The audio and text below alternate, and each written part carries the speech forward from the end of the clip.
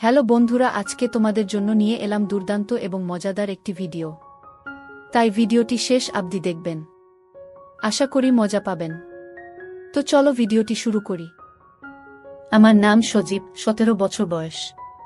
পুরান ঢাকার সূত্রাপুর এলাকার মঠের গলিতে থাকি। আমার জীবনে একজন মাত্র মানুষ, আর তিনি হচ্ছেন আমার মা। আমার বাবা নেই। আমার যখন 4 বছর তখন আমার বাবা মারা গেছে। আমার কথা ভেবে মা আর বিয়ে করেনি। যাই হোক, আমার মায়ের পরিচয় দেই। 38 বয়সী আমার মা একজন স্কুল শিক্ষিকা। তাও যেমন তেমন নয়, বাংলাদেশের খুব পরিচিত একটা English medium school and college স্কলাস্টিকার শিক্ষিকা আমার মা। আমার মা প্রচণ্ড স্মার্ট একজন নারী। সব কাজে সে পারদর্শী। আমিও ওই কলেজেই পড়ি। মা একসাথে বাসার ও কলেজের সকল দায়িত্ব সামলাচ্ছে সফলতার সাথে। পৃথিবীতে আমার কাছে আমার মার চেয়ে সৌন্দর্যময় নারী আর একটাও নেই। আমি কখনো মাকে বাজে নজরে দেখিনি, কিন্তু মার যতটাই প্রকাশক সৌন্দর্য তাতেই বলছি মার চেয়ে বেশি মা কেউ পাবে না। গত সপ্তাহে মার কাছে সব মিলিয়ে 4টি প্রপোজাল এসেছে বিয়ের। কিন্তু মা সবাইকে একই কথা বলে যে আমার ভালোবাসা আমাদের মা ছেলের বাইরে কেউ ভাগ পাবে না। আমি মার ভালোবাসায় পাগল, আর আমরা কেউ কাউকে ছাড়া বাঁচতেই পারি না। এমন কোনো বিষয় নেই যা আমি মাকে বলতাম না। আমি ছোট থেকেই খুব শার্প। ক্লাস 1-এ ভর্তি হবার পর আমরা মা ছেলে কর্তৃপক্ষ ছাড়া কেউ জানে না। কখনো আমরাও এমন আচরণ করি না যে কেউ বুঝবে। যদিও এটা মা আর আমি প্ল্যান করে করেছি, কারণ আমাদের খুব মজা লাগত। মাকে এখনো দেখতে 20-21 বয়সী মনে হয়। মা সবসময় 3 পিচ পরে। তবে তা হাতা কাটা বা ফুল হাতা এক এক সময় এক এক রকম, তবে খুব টাইট নয়। এতেই মাকে দেখে যে কোনো পুরুষ পাগল হতে বাধ্য। মা প্রতিদিন আমাকে নিজেই গাড়িতে করে কলেজে নিয়ে যায়। আমাদের একটা হোয়াইট স্কোডা গাড়ি আছে, সেটা মা নিজেই ড্রাইভ করে। মা বাসায় কাজ করার সময় সাধারণত ওড়না কোমরে বেঁধে কাজ করে। আমাদের ঘটনা শুরু হয় ছিমছাম ভাবে এবং পুরো প্রাকৃতিক উপায়ে এবং অ্যাক্সিডেন্টালি। একদিন আমি একটা অঙ্ক বুঝার জন্য মার রুমে ঢুকলাম। রুমে ঢুকেই আমি ও মা সামনাসামনি, ও দুজনেই অবাক হয়ে গেলাম। কারণ মা মাত্র গোসল করে বের হয়েছে, আর শুধু টাওয়াল পরা ছিল। আমি কয়েক সেকেন্ড কোনো কথা বলতে পারিনি। চোখ মার ওপর থেকে সরছে না, কিন্তু লজ্জা পেয়ে মার চিৎকারে আমিও একটা চিৎকার দিয়ে বেরিয়ে আসি। এসে বাহিরের দরজার পাশে দাঁড়িয়ে বলি, শরীমা, আমি একটা অঙ্ক বুঝতে এসেছিলাম, পরে বুঝে নিব। এই বলে আমি আমার রুমে গিয়ে খাটে বসতেই মার দেখা এই পলকে সৌন্দর্য চোখ থেকে সরাতে পারছি না। হঠাৎ বুকটা ধড়ফড় করছে। চোখ পড়ল প্যান্টের দিকে। আমি ভয় পেয়ে গেলাম। দেখি প্যান্ট ফুলে ঢোল হয়ে আছে। আমার মন ভাঙচুর হয়ে যাচ্ছে মাকে এমন আবেদনময়ী রূপে দেখে। কখন যে ঘুমিয়ে গেলাম বলতেই পারি না। ঘুম ভাঙতে দেখি তখন সন্ধে হয়ে গেছে। উঠে ফ্রেশ হয়ে বের হলাম রুম থেকে। সামনে মা পড়ে গেল। ড্রয়িং রুমে বসে টিভি দেখছে আর সবজি কাটছে। আমায় দেখে হাতে ইশারায় পাশে বসতে বলল। আমি বসলাম।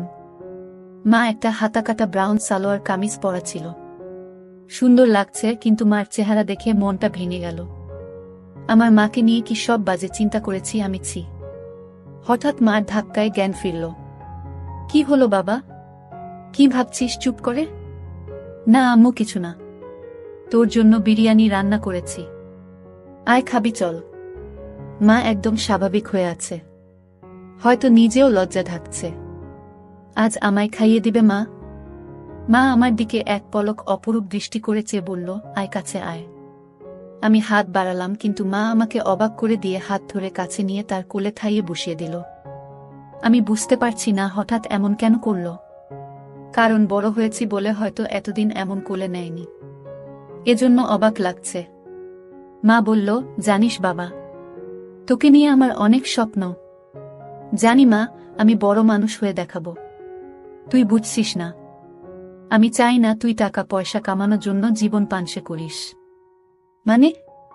মানে হলো কখনো টাকার পিছনে না ছুটে খুশি থাকতে চেষ্টা করবি। টাকা এমনিই আসবে। ওহ আচ্ছা। মা আমাকে খাইয়ে দিল। এমন মার প্রতি রাতে কি নাকি ভেবেছি আমি। ভেবেই খারাপ লাগছে। আমরা যে যার রুমে গেলাম ঘুমাতে। সারারাত নিজেকে দুষেছি আমি। 3 দিন মন খারাপ ছিল। এর মাঝে একদিন কলেজে যাওয়ার সময় মা কইল, কোনো কারণে তোর কি মন খারাপ? না মা। মা আর কিছু কইল না। পরদিন আমার ক্লাস ছিল না। মা তার কাজে চলে গিয়ে হঠাৎ ফোন করল। ওহ বাবা, গোসল করে তাড়াহুড়ায় আমার কাপড় মেলতে ভুলে গেছি, একটু নেড়ে দে প্লিজ। আচ্ছা মা। আমি মার রুমে গেলাম, গিয়ে বালতি নিয়ে ছাদে যাই। নাড়তে গিয়ে প্রথমে ছিল কামিজ, তারপর সালোয়ার, এরপরে বাকিগুলোও দেখি। দেখে আমার বুক ধরফর করতে লাগে। দেখলেই বোঝা যাচ্ছে এটা নামিদামি ব্র্যান্ডের। হাতে তুলতে হাত কাঁপছিল, আর কি সুন্দর ঘ্রাণ ওগুলো থেকে কি বলবো। আমি হতবিহ্বল হয়ে গেলাম, কারণ পৃথিবীতে 100 মিলিয়নে একজনের ভাগ্যক্রমে একই সাইজের হয়, আর তা আমার মার ভেবেই মাথা নষ্ট হয়ে গেল। পাগল হয়ে যাব মনে হয় এমন অবস্থা। আমি কোনোমতে ওগুলো একটা সাইডে নেড়ে দিলাম যেন বাহিরে কারো চোখে না পড়ে। দৌড়ে রুমে এসে পড়ি, ইচ্ছা করছিল একটাবার কাজ করি, কিন্তু এর ভয়াবহতা বিশাল বলে নিজেকে সরিয়ে নেই। এরপর ইন্টারনেটে দেখতে লাগলাম এসব নিয়ে। দেখি অসাধারণ বিষয়। স্বামী মারা গেলে ছেলেই মায়ের দায়িত্ব নিবে এবং সব খেয়াল রাখবে, তা শারীরিক মানসিক সব হতে পারে, এটা বইতে লেখা। নারী অন্য কোন দেহের সাথে জড়াতে না চাইলে কামবাসনা পূরণ করা সন্তানের দায়িত্ব। আমি কি করব বুঝতে পারছি না। এসব ভাবতে ভাবতে ঘুমিয়ে পড়লাম। উঠলাম মার ডাকে। দেখি মা সামনে দাঁড়ানো, বসল বিছানায়। ও আমার মাথায় হাত বুলিয়ে কইল, ঘুম শেষ হলো, আয় খাবি আয়। আমি উঠে গেলাম ডাইনিং রুমে। মা চা বিস্কিট এনে বলল, চল ছাদে বসি। আমরা ছাদে বসলাম। গিয়ে মা কাপড় দেখে কইল, আমি আজ ভুলেই গেছিলাম। এই রে, আমার ওই কাপড়গুলো কোথায়? আজ কি ধুয়ে দেইনি নাকি? না মা, ওইটা পিছনে আছে। এমনভাবে কইল যেন ছেলের সামনে এগুলো কোনো ব্যাপারই না। মা সব কাপড় তুলে হাতে নিল। মা কইল, গরমের ছুটিতে দিয়ে দিল। বলো কোথায় যাবে ঘুরতে? আমরা তো বাসায় সময় কাটাই না, চলো এই ছুটি বাসায় নিজেদের সময় দিই। মা অপলক তাকিয়ে আছে আমার দিকে। কি মা ভুল বলেছি? মা আমার গালে হাত বুলিয়ে কইল, কোনো ভুল বলিসনি বাবা, তুই অনেক বড় হয়ে গেছিস বাবা, লাভ ইউ বেবি। বলেই মা আমায় বুকে জড়িয়ে ধরল। এটা অবশ্য সব সময় হয়, কিন্তু আজ ভিন্ন একটা ঘ্রাণ আসছে মার গায়ে। এটা মমতা আর কি একটা ভিন্নতা বুঝলাম না। তো পরদিন আমি টিভি দেখছি আর মা ঝাড়ু দিচ্ছে। আমি দেখলাম মা আজ ওড়না পরেইনি, আর ঝাড়ু দেওয়ার সময় একটু ঝলক দিচ্ছে। আমি জানি না কেন চেয়ে চেয়ে মাকে দেখছিলাম। হঠাৎ একবার আমিও মার দিকে তাকালাম, মাও তাকালে চোখাচোখি হলো। আমি খুব ভয় ও লজ্জা পেয়ে গেলাম। মা না জানি কি ভাবছে। আমি আর তাকালামই না। ভয়ে ভয়ে আছি, কি যেন বলবে আমাকে। এমন সময় কাজ শেষ করে এসে মা পাশের সোফায় বসল, আমার রাগ ঘেঁষে আমার কাঁধে হাত রেখে। আমি ভয়ে কাঁপছিলাম। মা কইল, আরে কি দেখছো এসব? চলো রেসলিং দেখি। তুমি দেখো না? আমি অবাক হলাম।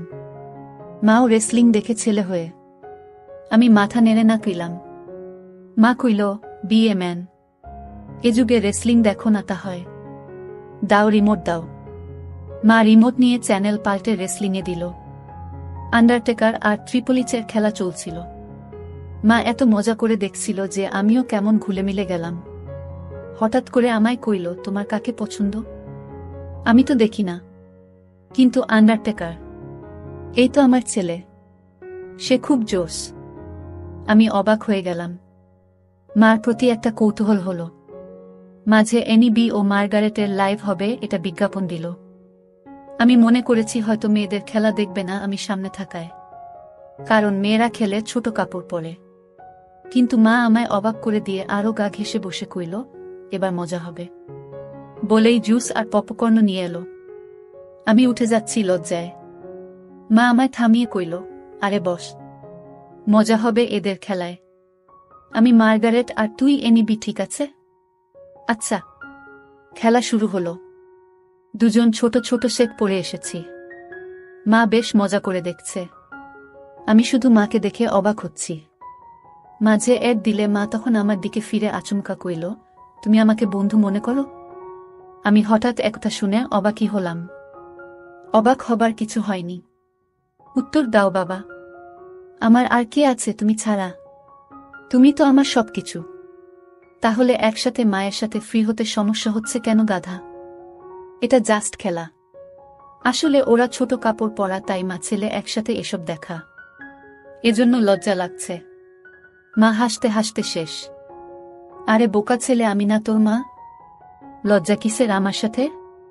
এগুলো অনেক আগের মূর্খ সমাজে চলত, এখন না। শোনো, আমরা মা ছেলে ছাড়া আর কেউ নেই আমাদের জীবনে। আমরা চিল করব না তো কে করবে বলো? মানে মানে আমরা একসাথে এগুলো দেখলে কিছু হয় না। আর ছোট কাপড় পরার জন্য এমন লজ্জা কেন? তুই পড়িস না নাকি? পড়ি তো। আমিও তো পড়ি, তাতে কি হয়েছে? এসব উলটপালট কথা বলবি না। পোশাক কখনো মানুষের স্বভাব ঢাকে না। মনে বিষ নিয়ে যদি বুরখা পরে ঘোরা হয়, তাহলে বুরখা পরার কোনো মানে হয় না। আমি মাথা নাড়লাম। এরপর খেলা শুরু হলে দেখা শুরু হলো আমাদের। হঠাৎ মা কইল, চল বাজি হবে। আয় দেখি কে জিতে। আজ মার্গারেট জিতবে। আমিও আর লজ্জা না পেয়ে মাকে সঙ্গ দিলাম। আমরা রক্তহীন করা খেলায় শেষে আমিই জিতে গেলাম। পুরো 10,000 টাকা জিতলাম আমি, কিন্তু মা একটু মন ভারী করল না। বাহ, বেশ টাকা আয় হলো। মাঝে মাঝে এমন হলে বড়লোক হয়ে যাব। তা তো হবি, তবে জিতলি আমাকে কি খাওয়াবি বলো? তুমি কি খেতে চাও মা? তোকে খাবো। আমাকে কিভাবে খাবে? আরে বোকা, এমনি কইলাম। আচ্ছা, আমি ঘেমে গেছি, যাই গোসল করে আসি। মা গোসল করতে গেল। আমি টিভি দেখছি। হঠাৎ শব্দ মার গলার। আমি দৌড়ে যাই মার রুমে। গিয়ে আবার অবাক হয়ে গেলাম। আজ সেদিনের মতো নয়, কিন্তু আজ মাকে সম্পূর্ণ ভিন্নতর দেখলাম। আমি হাঁ করে তাকিয়ে রয়েছি। কিরে, কি দেখিস? অবাক হয়েছিস না? আমি মাথা নেড়ে হা বলি। কিন্তু এত টাইট যে? ও, তুই টাইটের কথা বলছিস? আমি বলছি, এটা আমার অনেক আগের জামা। এই জামার বয়স তোর চেয়ে 2 বছর বেশি। কি বলছো এগুলো? ওয়াও। হ্যাঁ ওয়াও। সুন্দর না? নাকি খারাপ লাগছে? খারাপ লাগে তোমার ভূত। একদম পরি লাগে আমার মাকে। কিন্তু আসলেই অনেকদিন বলে টাইট হয়ে গেছে। কেমন যেন লাগছে। যদি কিছু মনে না করো একটা কথা বলি মা? হ্যাঁ বলো। তোমাকে টাইট ড্রেসেই ভালো লাগে কেন যে সবসময় আলখাল্লা পরে থাকো বুঝি না। মডার্ন যুগের এত উপদেশ আমাকে দাও আর নিজে সেকেলে। মনেই হয় না ইংলিশ মিডিয়ামের টিচার তুমি। আমার বদমাইশ ছেলে। আয় বুকে আয়। ইদানিং তুমি চেঞ্জ হয়ে যাচ্ছ যে। খুব আদর সোহাগ করছো যে। মা আমায় ছেড়ে দিয়ে মুখটা মলিন করে বাথরুমে চলে গেল। আমি তে ভয় পেয়ে গেলাম। কি বলতে কি বলে দিলাম। একটু পরে মা আবার আলখাল্লা পরে হাতে ওই জামাটা এনে আলমারিতে রেখে ধপাস করে বন্ধ করে নিচে কিচেনে চলে গেল। আমি কি বলব বুঝতে পারছি না। আমিও পিছনে গেলাম। কইলাম, মা রাগ করেছ? সরি মা। আর এমন বলবো না। মা কথাই বলছে না। আমি পিছনে ঘুরছি, কিন্তু মা পাত্তাই দিচ্ছে না। শুধু চোখে পানি ভরে কাজ করছে। কিচেনের জিনিসে রাগ ঝাড়ছে। টেবিলে খাবার দিয়ে মা ওপরে যাচ্ছে। তখনই আমি মার পায়ে পড়লাম ও কইলাম, আর কখনো এমন বলবো না মা। ক্ষমা করে দাও। কেঁদো না মা। তুমি ছাড়া আমার আর কে আছে বলো? মা কেঁদে দিয়ে আমায় জড়িয়ে ধরে কইল, আমিও তো তাই বলছি। তুই ছাড়া আমার আর কে আছে? তোকে আদর সোহাগ করব না গো, কাকে করব? তুই তো আমার সব রে বাবা। সরি, আর হবে না মা। আমি সবসময় তোকে ভালোবাসি বোকা। আর এমন বলিস না। আমাকে প্লিজ একা করে দিস না তোর বাবার মতো। না মা, আমি তোমার সব কথা শুনবো ও মেনে চলব। আমারও সব কথা মানতে হবে তাহলে? মা মুচকি হেসে চোখ মুছে কইল, তাহলে ওই ড্রেস পরে এসো আর আমাকে খাইয়ে দাও।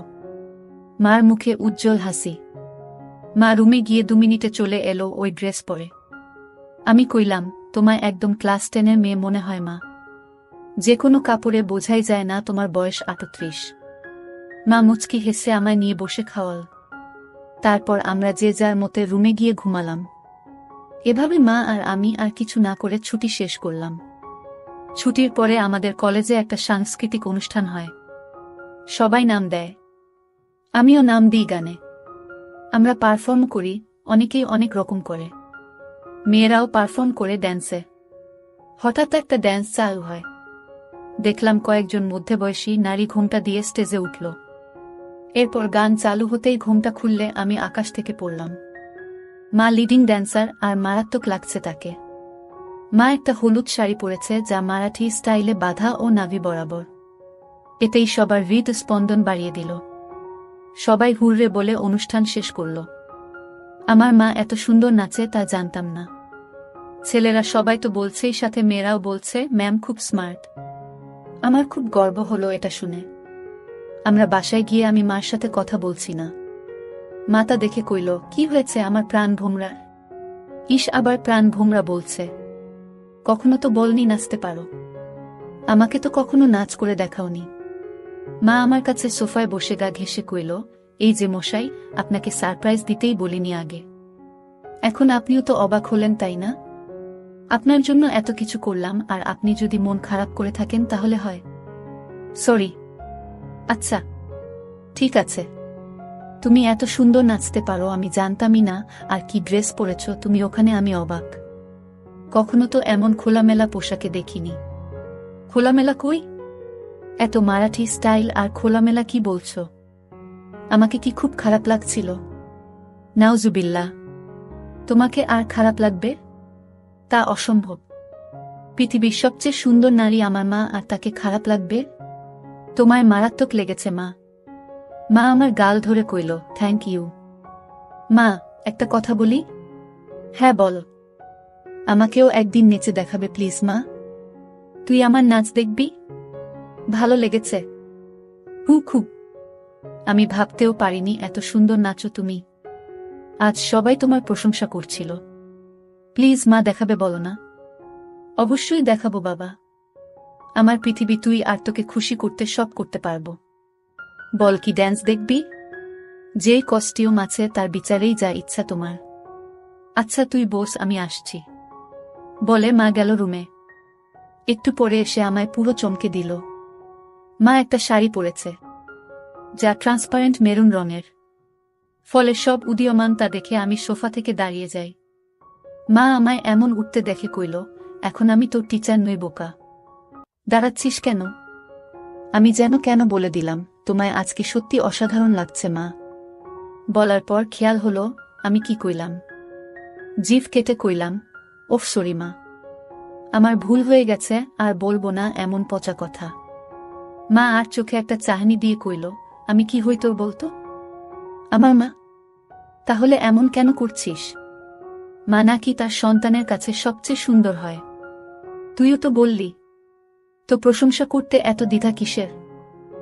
ওই যে ভাষাটা বিব্রত, তাই। চুপ করতো, কোনো বিব্রত নয়। এদেশীয় ভীত সংস্কৃতি তোর ভিতরে কিভাবে এলো বুঝলাম না। এটা কোনো বাজে শব্দ নয়। যাকে যা লাগে তাই বলা উচিত, বুঝেছিস? চাইলে আরও কিছু বলতে পারিস। আমি ভ্যাবলা হয়ে কইলাম, হ্যাঁ। কিন্তু মাকে এসব জাতীয় কথা বলা কি ঠিক? মা আমায় হাত ধরে সোফায় বসে কইল, দেখ বাবা, আমি তোর মা। আমায় তুই যা খুশি বলতে পারিস। ভালো লাগলেও বলবি, খারাপ লাগলেও বলবি, তাতে কোনো সমস্যা নেই। এখন তুই যদি আসলে আমায় মা বলে আপন নাই বা ভাবিস, তাহলে আর আমার কি করার? স্বামীকে হারিয়ে একমাত্র সন্তানের সঙ্গ কপালে না জুটলে তো আর কিছু করার নেই। আমি বুঝলাম মা মনে মনে কষ্ট পাচ্ছে, আর প্রশংসা করায় মা আমায় বাধা দেয়নি। পশ্চিমা দেশের মতো মা আমায় স্বাধীনতা দিচ্ছে, ভালো তো এমনিতেই বাসে মা। তাই মার মন ভালো করতে কইলাম, okay my dear loving mother, let's show me your best move. মা হেসে দিয়ে আমায় ধন্যবাদ দিয়ে কইল, লাভ ইউ মাই ডিয়ার। তোর জন্যই বেঁচে আছি আমি। আমায় তুই বুঝিস বলেই আমি পরিণত মা। বল, কোনো গানে নাচব? কাটা লাগা গানে। মা চোখ বড় করে কইল, নটি বয়। আমি হেরে যাওয়ার মতো মাথা নিচু করলাম। মা আমার থুতনি ধরে তুলে চোখে লাস্যময়ী হাসি এনে কইল, আমার ছেলে বলবে আর আমি মা হয়ে তা করব না, এটা হতে পারে না। বলেই মা কাটা লাগা গান বাজিয়ে পৃথিবীর সকল সৌন্দর্য নিজের উপর এনে নাচতে লাগল। সে কি মুভ ও স্টাইলে নাচল কি বলবো। মনে হচ্ছিল যেন আমার গার্লফ্রেন্ড হলেও এমন ভঙ্গিতে নাচত না। পুরোপুরি বোল্ড লাগছে মাকে। আমি দাঁড়িয়ে হাততালি দিলাম ও মাকে গিয়ে সালাম করলাম। মা অবাক হয়ে গিয়ে কইল, কি ব্যাপার? সালাম কেন? কারণ তুমি আমায় এত ভালোবাসো, আমায় এত বিশ্বাস করো তাই। এমন সাজে আমি কখনো ভাবিনি তোমায় দেখব। তাও আবার আমার অন্যায় আবদার রেখে এই বোল্ড সং ড্যান্স করলে। তোমার কি খারাপ লেগেছে মা? মা কইল, এজন্যই তোকে এত বেশি ভালোবাসি রে বাবা। তুই খুব মাসুম আর হনেস্ট আর খুবই কিউট। শোনো তাহলে, তুই আমার একমাত্র সন্তান আর একমাত্র সঙ্গী, যাকে নিয়ে আমার জীবন মরণ সব। তোর কাছে খারাপ লাগার কিছু নেই। আমি তোকে ভালোবাসি রে বাবা। আর এমন কেমন বলিস? এটা একদম স্বাভাবিক। আমি চুপ করে রইলাম। মা কয়েক সেকেন্ড আমার দিক তাকিয়ে থেকে কইল, আচ্ছা এখন গোসল করে আসি। মা চলে গেল। আমি আর পিছন দেখার কেমন মনবল পাচ্ছি না। তবে 10 মিনিট পর হঠাৎ মা ডাক দিল। আমি মার রুমে যেতেই আবারও সেই মুহূর্ত সামনে করলাম। মাকে এরূপে দেখে বুক ধকধক করছে। আমি কিছু বলতে পারছি না, কিন্তু মা আমায় দেখে মোটেও বিচলিত নয়। একটু কড়া কণ্ঠে কইল, বস বিছানায়। আমি কি করব বুঝতে পারছি না। মা এবার আরও একটু কড়া হয়ে কইল, বসতে কইলাম না। আমি চট করে বসলাম। মা আরেকটা তোয়ালে দিয়ে চুল মুছে তাতে বেঁধে এসে আমার পাশে বসল। আমি নিচের দিকে মুখ করে আছি। আমার দিক তাকা। আমি তাকালে মা কইল, আমি তোর কি? মা, আমি খেয়াল করছি সেই দিন এমন তোয়ালে পরা দেখার পর থেকে তুই পাল্টে গেছিস। এমন কেন করছিস? আমি সরি মা। আমি আসলে সেদিন একটা অঙ্ক বুঝতে এসেছিলাম। জানতাম না তুমি গোসল করে তোয়ালে পরে বের হয়েছিলে। তাই ঢুকে পড়ি আর হবে না মা। ভুল হয়ে গেছে। আর একটা কথা বললে একটা চড় মারব। তোকে সারা জীবন এ শিক্ষা দিয়েছি আমি। আমি না তোর মা। তুই ছোট থেকে আমায় এমন দেখেছিস, এখন একটু বড় হয়েছিস বলে আর দেখিসনি। তাতে এমন করার কি হলো? কিন্তু এখন তো আমি বড় হয়ে গেছি মা। আবার কথা বলে। সন্তান আজীবন মায়ের কাছে ছুটি থাকে, আর তোয়ালে পরে দেখায় কি দুনিয়া উল্টে গেছে? আমায় কি তোয়ালেতে দেখতে এতটাই বিশ্রী? আমি মার মুখে হাত দিয়ে কইলাম, না মা, দুনিয়াবি সবচেয়ে সুন্দর তুমি, যা সব কিছুতেই। তাহলে এত কাহিনী কেন? আমি ভেবেছি তুমি আমায় কি নাকি ভাববে, তাই ভয়েছিলাম। শোনো, আমরা ছাড়া আর কে আছে যে নিজেদের স্পেসটুকুও নষ্ট করব? তোয়ালে পরে দেখলে কিছুই হয় না বাবা। আয় বুকে আয়। এরপর মা কইল, তোর খিদে লাগেনি? যা ড্রয়িং রুমে বস। আমি আসছি। আমি অপেক্ষা করছি। মা এলো কিচেনে। রান্না করছে আর গুনগুন করে গান গাইছে। আমি পিছন থেকে জড়িয়ে ধরলাম মাকে। পিছন তাকিয়ে দেখে আমি হাত সরিয়ে নিই। মা মুচকি হেসে আমার হাত ধরে গান গাইতে থাকল। আমিও হাত দিয়ে জড়িয়ে ধরে কইলাম, কি ব্যাপার? মনে এত খুশি? আমার জীবনে এমন একটা ছেলে থাকলে খুশি হব না? বল, কি খাবি? স্যুপ? আচ্ছা যা, টিভি দেখো। আমি আসছি স্যুপ নিয়ে। আমি বসে টিভি দেখছি। মা স্যুপ এনে আমায় খাইয়ে দিল, ও নিজেও খেল। আচ্ছা, আমার কিছু শপিং করতাম। তুই থাক একটু বাসায়, আমি চলে আসবো তাড়াতাড়ি। মা শপিং করতে চলে গেল। এলো অনেকগুলো ব্যাগ নিয়ে। সব নিয়ে সোজা রুমে রেখে এলো। কি কিনলে? এমনি কিছু জিনিস। মা এড়িয়ে গেল। বুঝলাম হয়তো নিজের কাপড় কিনেছে, তা তো আর ছেলেকে দেখানো যায় না। যাই হোক, পরদিন কলেজে যাওয়ার জন্য গাড়িতে বসে আছি মার জন্য। মা গেট লাগিয়ে যখন গাড়িতে এলো তখন আমি আকাশ থেকে পড়লাম। মা একটা হলুদ ট্রান্সপারেন্ট শাড়ি পরেছে ম্যাচিং ব্লাউজের সাথে। মনে হলো আমি আকাশ থেকে পড়লাম মাকে এমন রূপে দেখে। মা আমার চেয়ে থাকা দেখে কইল, কি হলো, এমন তাকিয়ে আছিস কেন? তুমি অনেক পাল্টে গেছো মা। মুচকি হেসে কইল, এটা কি তোর খারাপ লাগছে? আরে না না, আমার কাছে উল্টো ভালো লাগছে। মা চোখ কুচকে কইল, ভালোটা আবার কেন? আমিও চাই তুমি নিজের জীবন সাজাও, ভালো ও খুশি থাকো। পোশাকটা না হয় তারই শুরু। মার মুখে উজ্জ্বল গর্বের হাসি। আজকে অসাধারণ লাগছে মা। আমি ভাবছি এখন থেকে শাড়ি পরব। ভালো ডিসিশন, কিন্তু শুধু শাড়ি কেন? এমনি না হলে আর কি পরা যায় বলতো? মা আমাকে জিজ্ঞেস করছো? মা কাকের মতো আশেপাশে তাকিয়ে কইল, আর কাউকে দেখছিস গাড়িতে? না মানে একজন মা তার ছেলের সন্তানের কাছে পোশাকে সিদ্ধান্ত চায় তাই কইলাম। বাংলাদেশে এটা স্বাভাবিক নয় যে। আমার কাছে সবকিছু তুই, তাই আমার কমেন্ট তুই করবি। বল কেমন পড়ব? সত্যি ফ্রেন্ডলি বলবো? এবার চর খাবি? সরি সরি বলছি। মা আমার দিকে তাকিয়ে রইল কয়েক সেকেন্ড। মার এই রহস্যঘন তাকানো বুঝি না। ওয়েস্টার্ন? বলেই মা গাড়ি চালাতে লাগলো। আধা ঘন্টা গাড়ি চালানোর পর মা আমাকে একটা পার্কে নিয়ে গেল। মা আমার পাশে বসে কথা বলছিল, হঠাৎ মায়ের হাত আমার নিচে দিল। তখন আমার আর বুঝতে বাকি রইল না মা কি করতে চাইছে। আমি বুঝতে পারছিলাম যে মা আমার জন্য পাগল হয়ে গেছে, নিজেকে আর আটকে রাখতে পারছে না।